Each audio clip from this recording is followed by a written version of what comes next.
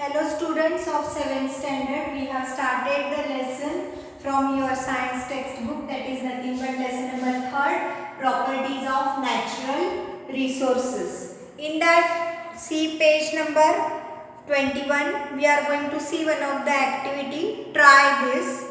See here, take 2 big glasses of a water. What you want to do? You want to take 2 big glasses of a water. Add 4 to 5 spoonfuls of a salt to the water in one glass and dissolve it completely. You have to take 2 glasses and in one glass you have to add 3 to 5 spoonful of a salt. Then see, now place a potato in water in the second glass.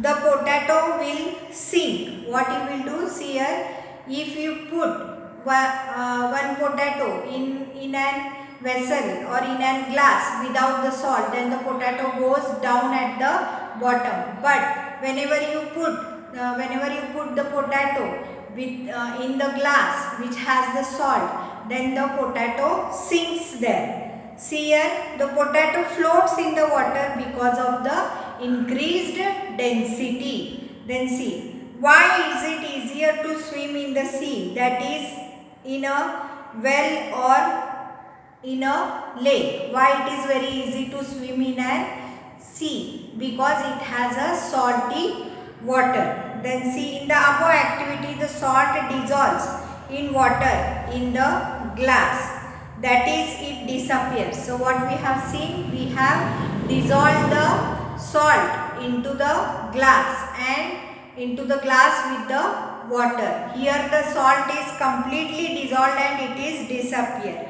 What happens when it disappears like this?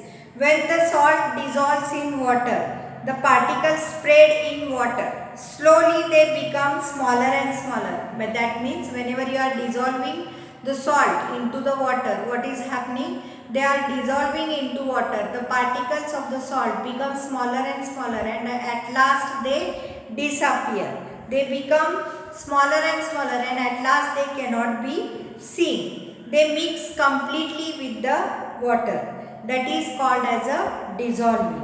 Here, solute. The substance that dissolves is called as a solute and that is nothing but a salt. And the substance in which the liquid which dissolves in a liquid is called as a solvent. That the substance in which the solute dissolves is called as a solvent and that is nothing but a water. And the solution that we get is of, you can say, water and salt. The next point that we are going to see is nothing but uses of water according to its properties.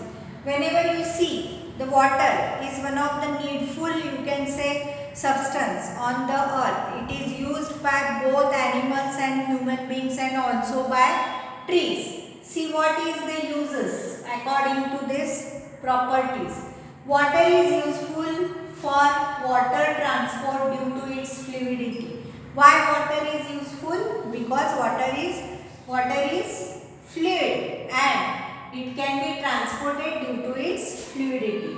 Water falling down from height is used to generate the electricity with the help of the generator. We know that on joke falls or we can generate the electricity wherever there are, you can say, joke falls or high waterfalls. Why is that? Because here the water is falling from a very greater height and whenever it is falling from a greater height, this is converted into the form of an electricity with the help of the generator. So we can get electricity with the help of the water. Water is a good coolant and is used in an motor vehicles. Whenever you see that water is a very good coolant and it is used in an motor vehicles to control the temperature of the engine. Whenever we want to control the temperature of the engine, suppose the engine is having very high temperature and if we want to control it, then we can put the coolant. And the coolant is made up of water. So water is a good coolant and is used in a motor vehicles to control the temperature of the engine. Many substances are soluble in water. When you see that many of the substances are soluble in water, that means they dissolve in water. Water is nothing but one of the universal solvent. Water is used as a solvent in factories. That means you can use water in the factories, in the laboratories, foodstuffs, and in the various biological processes occurring in the body, such as digestion, excretion. Whenever there is a, you can say, processes like digestion or excretion, there is a use of a water in a more amount. Fourth one, water is useful for cleaning purposes also, such as for bathing, washing clothes. You can use water for the cleaning purposes also. We can use it for bathing, or you can use it for washing clothes also. The further points see on your next page. Properties of soil, see there. Now we are going to see the soil. Color is an important property of the soil. Whenever you see that color is an important property of the soil. Soil gets its color as a result of its, you can say, several processes. The color of the soil near land surface is darker than the, you can say, color of the lower layers. Soil may be of a different color, such as black, red, copper, yellow or grey. There are various types of soils, and the color of the soils are nothing but black, red, then again yellow, then again copper, or you can say grey color soil. The colors of the soils are very useful for classification.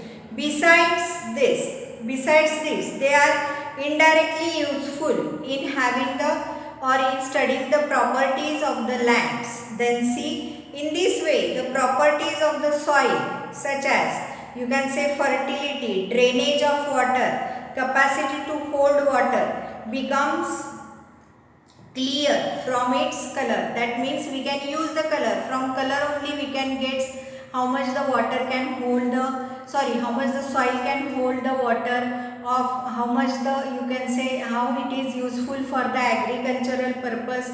These all things you can get it from the color of the soil. The color of the soil depends upon its texture. Now whenever you see the texture of the soil, it is more important, because the color of the soil is going to depend upon the structure whichever it is have. And it is original ingredients as well as chemical ingredients like iron and, you can say, lime. These are also both things very important in case of a soil. Next one is, try this apparatus. See there what is told there, apparatus. 3 measuring cylinders you have to take, 3 glass funnels you have to take, filter paper, water, fine sand, coarse sand, soil foam, and earthen pot used for the growing trees. So what growing the plants?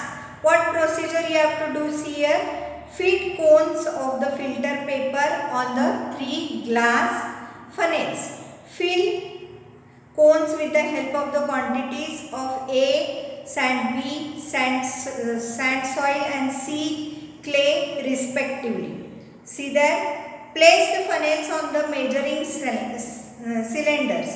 Pour 1 test tube of water in each funnel and observe how much water is collected in each measuring cylinder. What inference will you draw from this? What you have to do? You have to take 3 measuring cylinders, 3 glass funnels, then filter paper and water, and you have to take fine sand, coarse sand, soil from the earthen pot, and you have to put this onto the, you can say, funnel, and on this funnel you have to pour some water and you have to see what happens there.